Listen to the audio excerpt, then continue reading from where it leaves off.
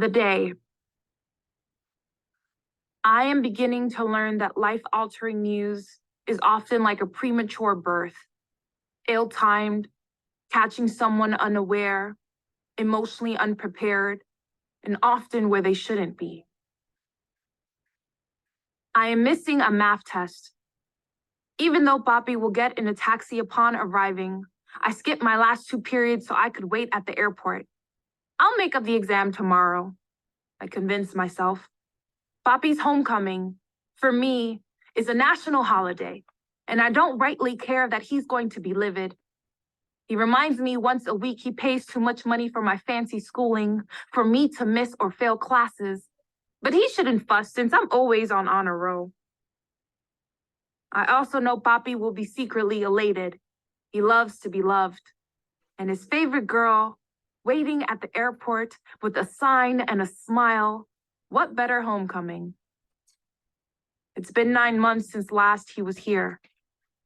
But as is tradition, he is on a flight the first weekend in June, and it feels like Tia and I have been cooking for days. Seasoning and stewing goat, stirring a big pot of sancocho, all of Papi's favorites on the dinner table tonight. This is what I think as I beg Don Mateo for a bola to the airport.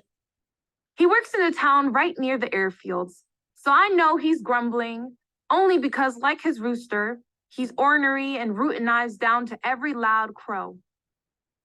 He even grumbles when I kiss his cheek thanks, although I see him drive off with a smile. I wait in the terminal, tugging the hem of my uniform skirt, knowing Papi will be red-faced and sputtering at how short it is. I search the monitor, but his flight number is blank. A big crowd of people circle around a giant TV screen. Thea has a theory that when bad news is coming, the saints will try to warn you. Will raise the hair on the back of your neck, will slip icicles down your spine, will tell you, brace yourself, muchacha. She says, perhaps, if you hold still enough, pray hard enough, the saints will change fate in your favor. Don Mateo's AC was broken, and the hot air left me sweaty, pulling on my shirt to ventilate my chest. Without warning, a stillness. A cold chill saunters through a doorway in my body. A tremble begins in my hands. My feet do not move. An airline employee and 2 security guards approach the crowd, like gutter cats, used to being kicked. And as soon as the employee utters the word accident, the linoleum opens a gnashing jaw, a bottomless belly. I am swallowed by the sharp-toothed truth. Papi was not here in Sosua the day that I was born. Instead, Mama held her sister Tia Solana's hand when she was dando a luz. I've always loved that phrase for birthing, dando a luz, giving to light. I was my mother's gift to the sun of her life. She revolved around my father, the classic distant satellite that came close enough to eclipse her once a year. But that year, the one I was born, he was busy in New York City, wired us money and a name in his stead, told Mama to call me Camino. 16 years ago, the day I was born was light-filled. Tia has told me so. It is the only birthday Papi ever missed. A bright July day, but it seems this year he'll miss it too. Because the people at the airport are wailing, crying, hands cast up.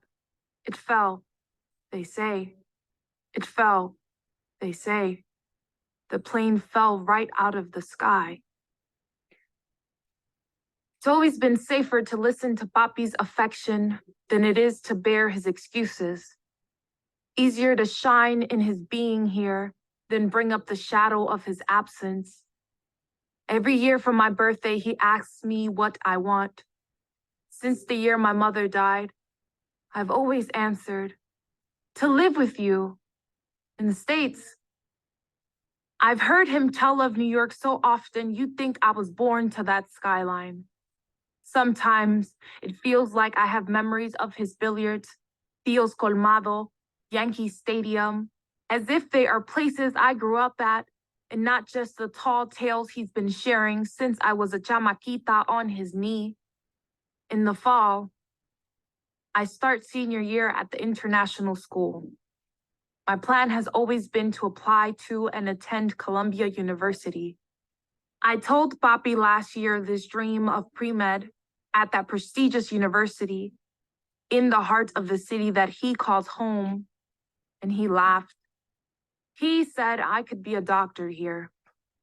He said it'd be better for me to visit Colombia, the country, than for him to spend money at another fancy school. I did not laugh with him. He must have realized his laugh was like one of those paper shredders making a sad confetti of my hopes.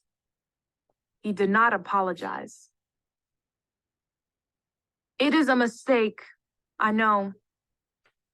A plane did not crash.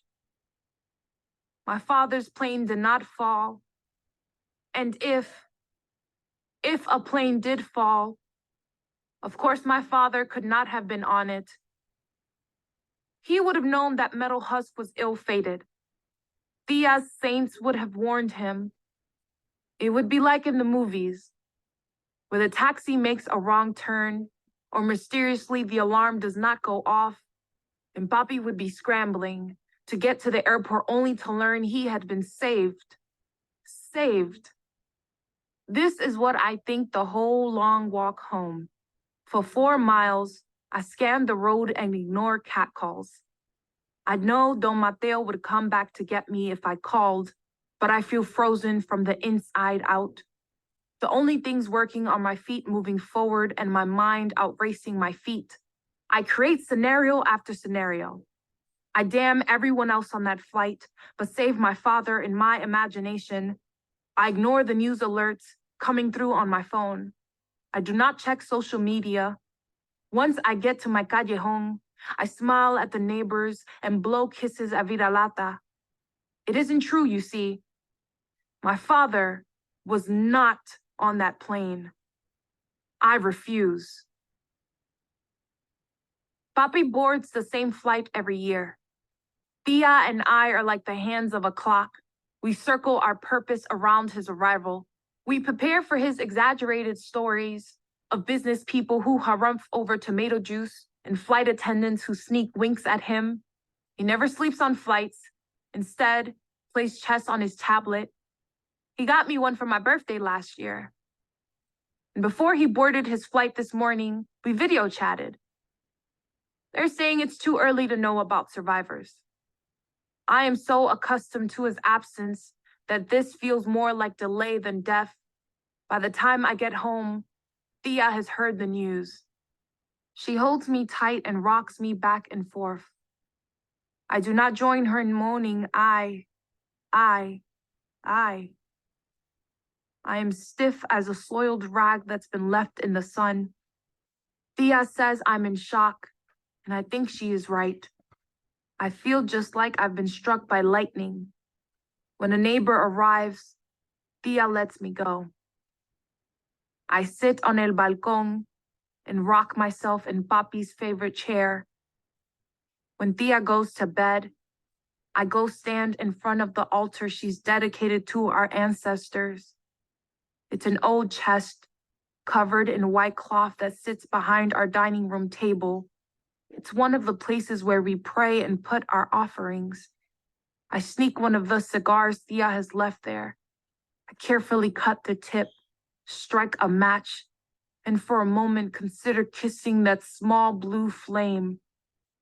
I lift my mouth to the cigar, inhale, hold the smoke hard in my lungs until the pain squeezes sharp in my chest, and I cough and cough and cough, gasping for breath, tears springing to my eyes.